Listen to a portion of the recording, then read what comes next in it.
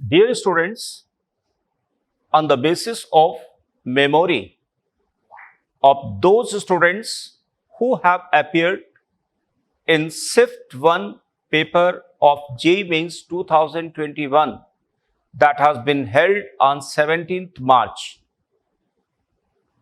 we have collected 9 questions of inorganic chemistry. Among these 9 questions, 6 questions have been asked from class 11th NCERT part 1 and part 2. See, student, first question has been asked from periodic properties. More specifically, in this question, we have to arrange halogens in decreasing order of electron gain enthalpy. बहुत simple question है students. The second question is based on simple chemical bonding, जिसमें कई molecules दिए गए हैं और उन molecules में आपको रिकॉग्नाइज करना है कि कौन लुईस बेस का वर्क नहीं कर सकता. Student, third question has also been asked from chemical bonding, specifically from VSEPR theory, जिसमें कहा गया है कि एक मॉलिक्यूल में 3 सिग्मा बॉन्ड पेयर हैं और 2 लोन पेयर हैं, तो उसका शेप क्या होगा, मॉलिक्यूलर शेप क्या होगा. बहुत सिंपल क्वेश्चन स्टूडेंट्स हैं. Next, fourth question is based on hydrogen and its compound, and this question is specifically based on heavy water. और इस क्वेश्चन की स्पेशलिटी ये है, बहुत अच्छा ऑप्शन इन्होंने पहचानने को दिया है, और वो ये है कि D2O has more dielectric constant than water. It is incorrect. Student, इस टाइप के ऑप्शंस को करने के लिए मैं आपको सजेस्ट ये करूंगा कि हाइड्रोजन एंड इट्स कंपाउंड वाले टॉपिक पे एक टेबल दी गई है.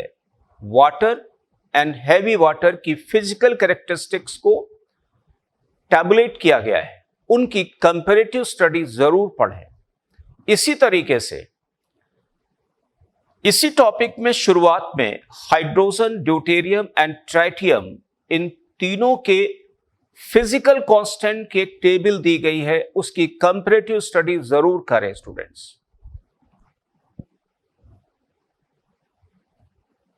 And next question which is fifth one here, बहुत सिंपल क्वेश्चन है और S block metals and their compound से लिया गया है, जिसमें आपको एल्कली मेटल केटायंस को अरेंज करना है decreasing order of ionic mobility in aqueous phase. And the last question in this category has been asked from environmental chemistry. तो स्टूडेंट्स, अगर इनमें 6 क्वेश्चंस की एनालिसिस करूं तो एक बात बहुत क्लियर है. पहले मैं शुरुआत करता हूं पीरियोडिक प्रॉपर्टीज से. अब तक 3 पेपर हुए हैं और इन 3 पेपर में 2 पेपर में पीरियोडिक प्रॉपर्टीज से क्वेश्चन पूछे गए हैं. 16 मार्च की इवनिंग वाले पेपर में पीरियोडिक प्रॉपर्टीज का क्वेश्चन आया हुआ है और 17 मार्च के मॉर्निंग शिफ्ट में आया हुआ है. फिर नेक्स्ट केमिकल बॉन्डिंग की बात अगर हम करें तो स्टूडेंट्स, केमिकल बॉन्डिंग में बहुत सिंपल क्वेश्चन पूछे गए. जैसे 16 मार्च की मॉर्निंग में जो क्वेश्चन पूछा गया था, उसमें वाटर मॉलिक्यूल के बॉन्ड एंगल पर पूछा गया, कमेंट किया गया था कि इसका बॉन्ड एंगल 104.5 डिग्री क्यों है, कैसे. और इस वाले पेपर में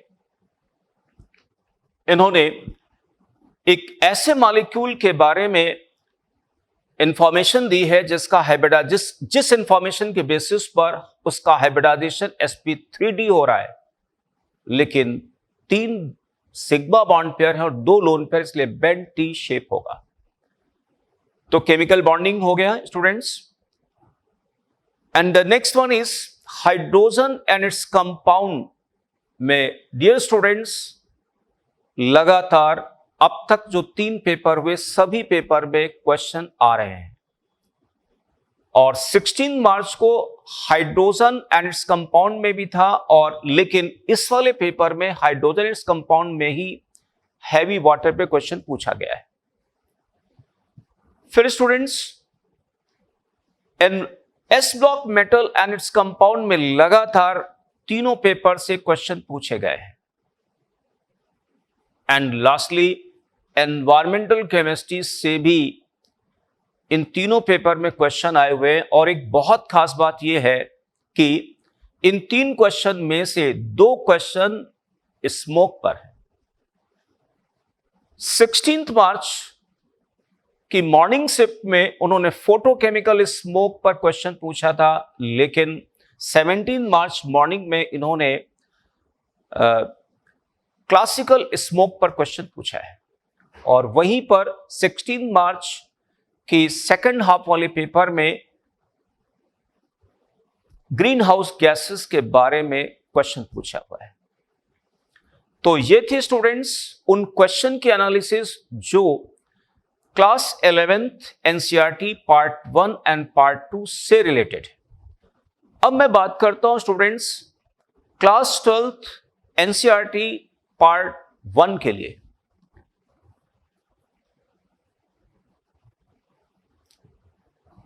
इसमें जो क्वेश्चन हम लोगों ने कलेक्ट किए हैं उनमें से 3 क्वेश्चन हमें मिल रहे हैं।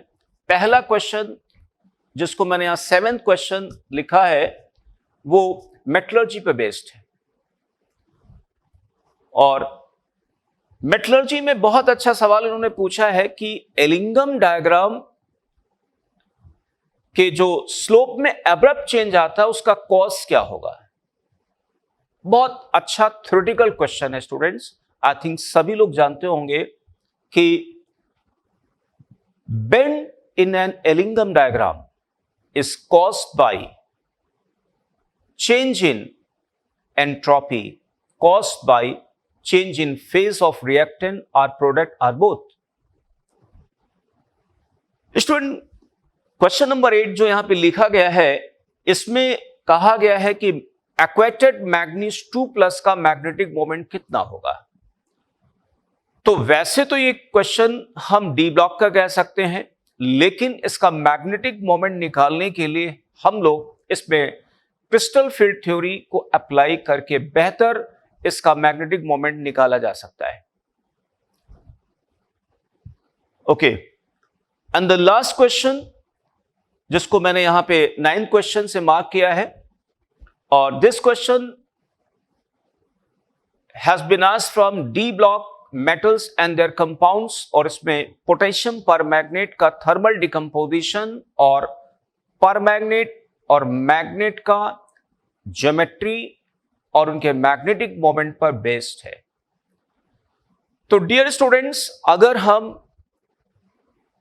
क्लास 12th एनसीईआरटी पार्ट 1 की बारे में हम बात करें, यानी उनसे पूछे गए क्वेश्चन की एनालिसिस अगर हम करते हैं, तो डी एंड एफ ब्लॉक से क्वेश्चन लगातार पूछे जा रहे हैं। मेटलर्जी से तीनों पेपर, अब तक तीनों पेपर में क्वेश्चन एक आया हुआ है। डीएनएफ ब्लॉक से भी आया हुआ, कोऑर्डिनेशन कंपाउंड से भी क्वेश्चंस स्टूडेंट्स पूछे गए। तो डियर स्टूडेंट्स, मैं लास्टली आपसे ये कहना चाहूंगा, ये तो ट्रेंड, क्वेश्चन का जो ट्रेंड है वो मैंने आपको बताया। इसके अलावा आप लोग